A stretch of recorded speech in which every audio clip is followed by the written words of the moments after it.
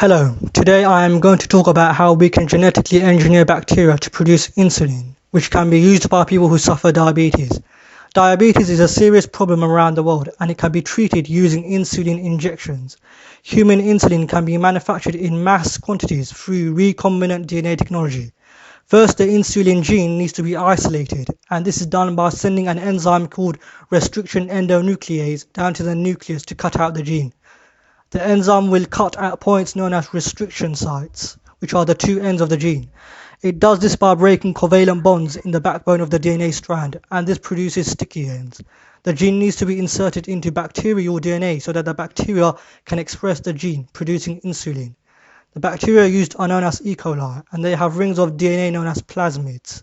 This is where the gene for insulin is inserted.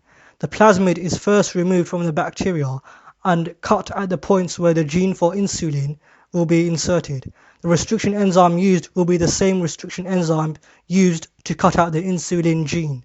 The insulin gene is then presented to the plasmid, and an enzyme known as DNA ligase helps insert the insulin gene into the plasmids by reforming covalent bonds on the DNA backbone.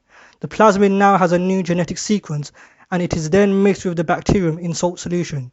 Directing an electric shock on the solution helps the bacterium take up the plasmid. Once it has been done, the bacteria will then divide in large numbers and express the gene. For mass growth, the bacteria are grown in a fermenter, where they are in the right conditions and presented with the right nutrients. The fermenter needs to be sterile. Oxygen and nutrients need to be provided continuously for the bacteria to grow. The bacteria grow and divide, secreting insulin. Bacteria excrete unwanted byproducts as well. These are separated from the insulin using a process known as purification.